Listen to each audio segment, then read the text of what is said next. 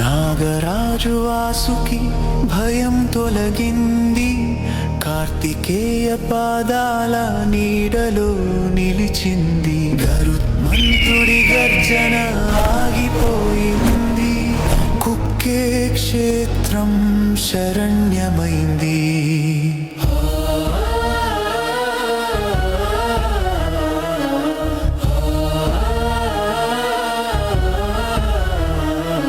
హిమాలయ గుహల్లో శివుని తపస్సు, కరుణతో పలికే వరమొక్క వాక్యం.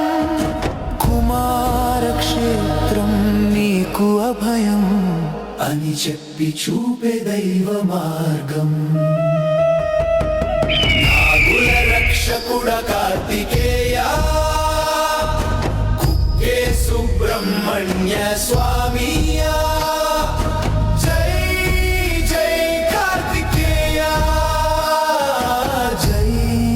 జై సుబ్రహ్మణ్య.